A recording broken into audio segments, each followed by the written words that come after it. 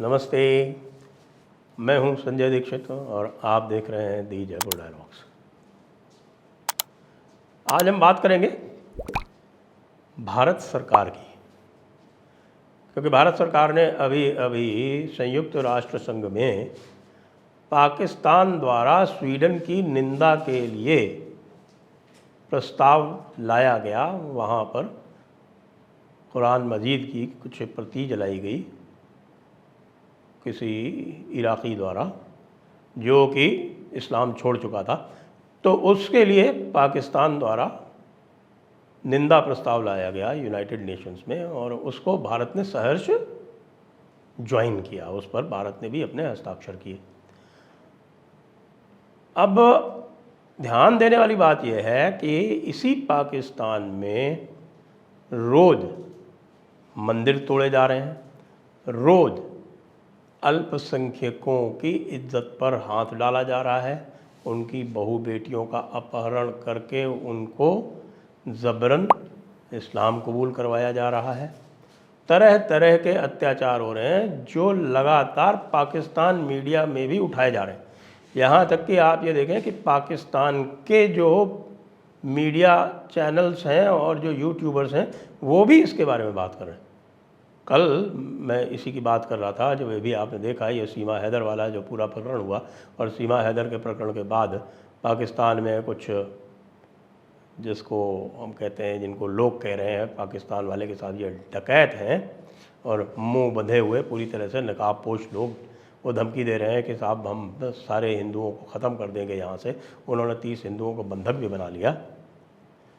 तो उसके बारे में जब हम बात कर रहे थे तो पाकिस्तान वाले यूट्यूबर कह रहे थे कि साहब ये कौन सी नई बात है, यहाँ तो ये करते ही रहते हैं।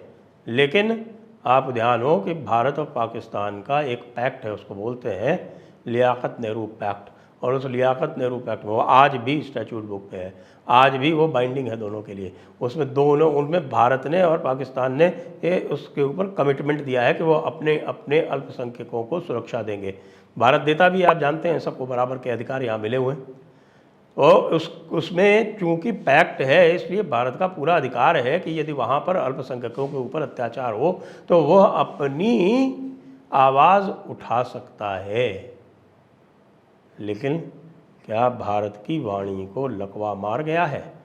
याद कीजिए, नूपुर शर्मा जी, नूपुर शर्मा ने क्या कहा था, जिसके कारण कतर फैल गया, और कतर के फैलने से हमारे भारत सरकार को अचानक ये याद आया कि साहब ये तो बड़ा गड़बड़ हो गया है। उन्होंने पहले नूपुर शर्मा को निलंबित किया और उसके बाद नूपुर शर्मा के विरुद्ध दुनिया भर के केस हो गए और हमारे सुप्रीम कोर्ट ने तरह तरह की बातें भी नूपुर शर्मा के प्रति कह दी। नूपुर शर्मा ने क्या कहा था? केवल हदीस बुखारी 5134 को अपने मुंह से उच्चारण किया था, कोई ऐसी बात नहीं कही थी जो कि इस्लामी किताबों में न मिलती हो। लेकिन भारत ने तो चलाकर अपनी तरफ से नूपुर शर्मा के विरुद्ध कार्रवाई कर दी। उस कार्रवाई के कारण ऐसा माहौल उत्पन्न हुआ कि नूपुर शर्मा का समर्थन करने वाले लोगों की भी जान पर बनाई और कम से कम 7 लोगों की हत्या हुई। सर तन से जुदा के नारे लगे और आज तक इस नारे को हम आतंककारी नारा नहीं मानते हैं। तो भाई अब तो आप कुछ समझ जाओ, जो इस समय अत्याचार हो रहे हैं, बांग्लादेश में हो रहे हैं, पाकिस्तान में हो रहे हैं, दोनों के साथ ये लियाकत नेहरू पैक्ट लागू है। ये आपका इस समय एक लीगल दायित्व है, कानूनी दायित्व है कि इस पैक्ट के निर्वहन के लिए, इस पैक्ट की पालना करने के लिए आप पाकिस्तान और बांग्लादेश पर दबाव डालें। आप ये दबाव डाल भी सकते हैं। इस पैक्ट के तहत आपको अधिकार है कि आप उनको स्पष्ट रूप से कह सकते हैं कि भाई ये आपने लिखित में हमारे साथ कमिटमेंट किया हुआ है, इसका आप पालन करें। नहीं तो हमारे पास जितना लिवरेज है उतना पाकिस्तान के पास तो नहीं है। कहने भर की तो बात है ना। आपने ध्यान है, भारत ने जो सिंधु नदी समझौता है, द इंडस वाटर्स ट्रीटी, उस इंडस वाटर्स ट्रीटी को रीनेगोशिएट करने के लिए, उसको मॉडिफाई करने के लिए इस समय पाकिस्तान को नोटिस दे रखा है।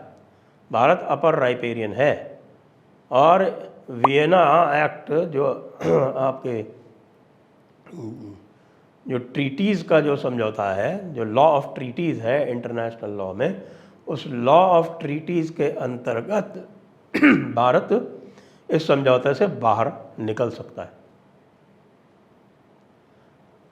भारत ने नोटिस भी दे रखा है, लेकिन उसके बाद भी इस लीवरेज का कतई प्रयोग नहीं करता,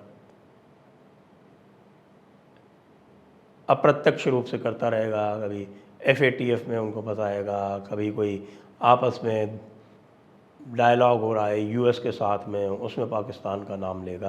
भाई जो आप डायरेक्ट कर सकते हैं, जो आपका समझौता हो रखा है पाकिस्तान से, उसके अंतर्गत क्यों नहीं करते? आप क्यों नहीं कहते कि भाई यदि आप लियाकत नेहरू पैक्ट का अनुसरण नहीं करेंगे तो हम भी फिर इंडस वाटर्स ट्रीटी का अनुसरण करने के लिए बाध्य नहीं हैं। या तो आप एक सभ्य समाज की तरह, एक सभ्य देश की तरह आपने जो समझौते किए हैं उन समझौतों को आप लागू करें अक्षरशः, न केवल आप उसको अक्षर रूप में लागू करें, उसको उनकी आत्मा के रूप में भी लागू करें, not only in words but also in spirit. आप देखिए इस समय सिंध में लगभग मैं मानता हूँ कि 1 करोड़ हिंदू अभी भी बचा हुआ है। जिस समय 1947 में जब विभाजन हुआ था, तो विभाजन के बाद जो भी सक्षम थे, जिनके पास भी थोड़ा बहुत पैसा था, जो अफोर्ड कर सकते थे, वो सब उस नरक से निकल के भारत आ गए थे। भारत में कई स्थानों में आप देखें, कई ऐसे प्रदेश हैं, कई ऐसे शहर हैं जहाँ पर वहाँ के सिंधियों की अच्छी खासी आबादी है। राजस्थान में अजमेर है, मध्य प्रदेश में इंदौर है, यहाँ अच्छी मात्रा में सिंधी है, वहीं से आए हुए हैं अधिकतर। तो जो भी सक्षम थे वो तो सब आ गए। वहाँ रहे कौन? वहाँ रहे वे जो बिल्कुल दबे कुचले पिछड़े हुए थे। अधिकतर जो हैं वहाँ पर वो उस क्लास के हैं जिसको हम भारत में अनुसूचित जाति या जनजाति कहते हैं। मेघवार हैं, भील हैं, ओड हैं, और इनकी स्थिति बहुत ही दयनीय है। आप जाएं जोधपुर में जाकर देखें, जैसलमेर में जाकर देखें, बाड़मेर में इनकी कॉलोनीज़ हैं, ये वहाँ से आए हुए हैं। और उसके बाद फिर ये इनका वीज़ा जो है, चूँकि भारत सरकार ने उस समय 2013-14 में कुछ इनको कंसेशन दे दिए थे, तो वह यात्रा पर, तीर्थ यात्रा के वीज़ा पर आकर फिर यहीं रह गए। कह रहे भाई वहाँ हम नहीं जा सकते, वहाँ हम जाएंगे तो हमारी बच्चियों का तो कोई पोषणहार ही नहीं है, बच्चियाँ तो निश्चित रूप से उठा ली जाएंगी, इसलिए हम अपना धर्म बचाने के लिए यहीं पड़े रहेंगे। जिन लोगों ने इतनी विपरीत परिस्थितियों में भी धर्म को नहीं छोड़ा, क्या भारत देश का उनके प्रति कोई भी कर्तव्य नहीं है? हम बस चुपचाप बैठे ये देखते रहेंगे और ये देखते रहेंगे कि इनका संहार हो जाए, इनकी जो जनसंख्या है वो सारी अधिसंख्या क्या पूरी की पूरी जो है वो इस्लाम में परिवर्तित हो जाए, और पाकिस्तान के साथ में खड़े हो जाएंगे कि साहब कि देखिए कितना बुरा हुआ कि स्वीडन में किसी ने कुरान जला दी, जो कि स्वीडन के कानून के अनुसार, जी हाँ, स्वीडन का जो फ्री स्पीच का कानून है उसके अनुसार ऐसा किया जाना पूरी तरह से मान्य है। तो इसमें आपने यदि कुछ किया भी, मान लीजिए पाकिस्तान के साथ खड़े होके या आपके OIC के देशों के साथ खड़े होके, तो कुछ क्विड प्रो को भी होता है क्या कि हम हमेशा जिम्मी की तरह ही बर्ताव करते रहेंगे? ये नहीं भाई, नहीं भाई, देखिए हम तो साथ देखिए सर्वधर्म संभाव वाले हैं और हम तो देखिए वसुधैव कुटुंबकम वाले हैं, इसलिए हम तो जो है इस ऐसे कृत्यों की निंदा करते हैं। लेकिन हमारे धर्म के साथ कोई इस तरह का करेगा तो भी हम चुप रहेंगे, हम बोलेंगे कुछ नहीं, क्योंकि हम आपके ज़िम्मी हैं। आपने हमारे ऊपर कभी उपकार करके हमारे ऊपर राज किया था और उसका उपकार हम नहीं भूले हैं, इसलिए हम आपके विरोध में कैसे बोल सकते हैं।